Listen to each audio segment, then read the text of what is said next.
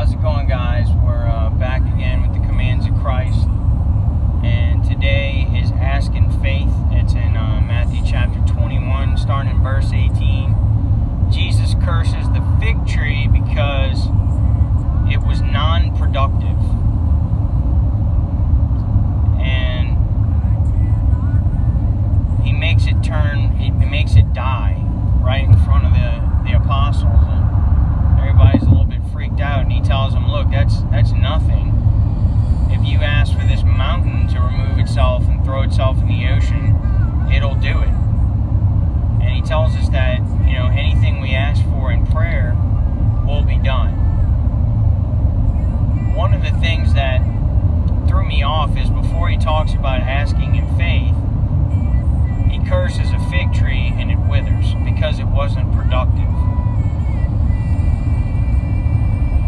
So we look back at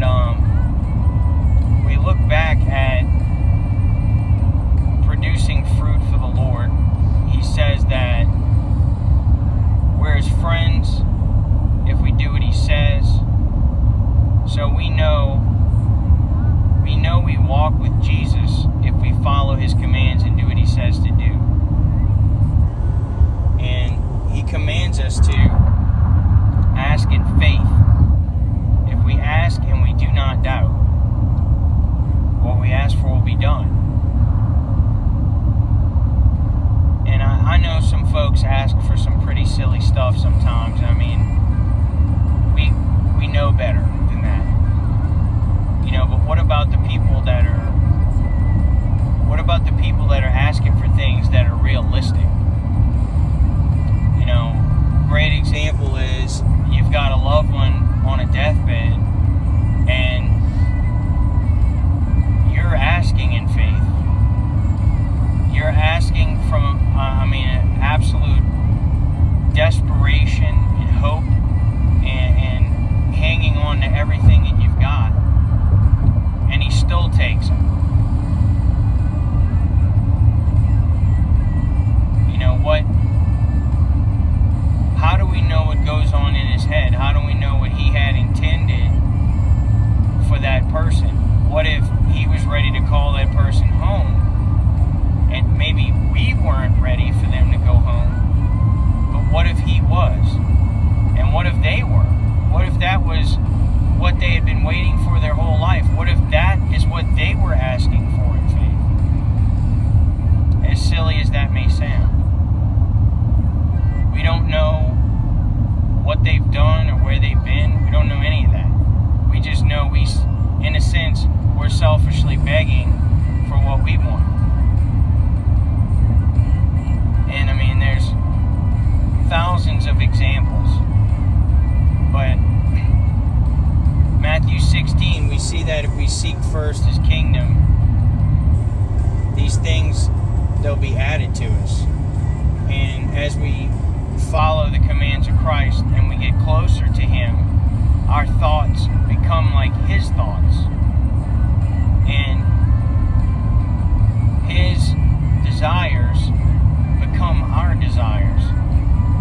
So in a sense, it's almost like what Jesus wants and what we're asking for become the same. We're of the same mind, of the same vision. We have a kingdom mindset. We walk in the Spirit of God. So when we get to that level, yes, you could take that mountain and you could chuck it in the ocean. Skip it across the ocean like a rock. Because your mindset is where it needs to be. You're within the will of God. You're where you're supposed to be at. If we're asking for yachts and mansions, man, that ain't it. That's not what this is about. This is about, again, we'll revisit this again. Jesus goes through the temple. And he comes through riding on a donkey's colt, not a chariot. He doesn't come in with an entourage of 500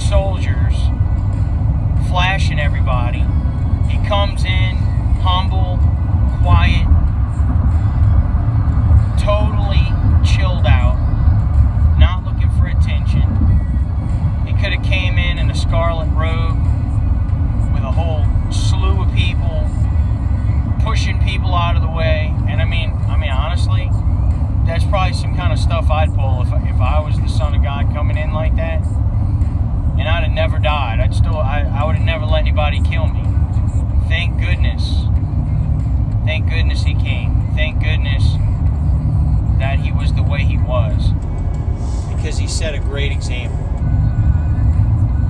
But you look at the type of power that and sovereignty that he has, and he gives us the opportunity to share with him in a vision that we get to see come into fruition. It's just how do we get to the will of God? And he tells you over and over and over again, you're my friends if you do what I say. If you love me, you will do what I command. Over and over and over again, he keeps telling us to follow his commands and to do what he said. Follow his teaching. And what happens is our thoughts become like his. So all these things that we start asking for, we're going to see come alive. I know I have.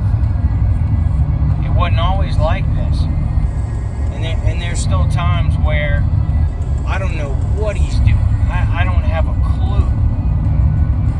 And sometimes 99% of the time, he comes in at the last minute, the last second. And it's never been any different. He comes in at the very, very last second, and he blows it away, man. He completely blows it out of the water, just so you know it was him. No one else can do that. No one else can do that. Anyway, guys, today was Asking Faith. Scripture was in Matthew chapter 21, verse 18, and we may be coming in with a part 2 of this. Anyway, you guys be blessed. Have a great day. We'll see y'all next time.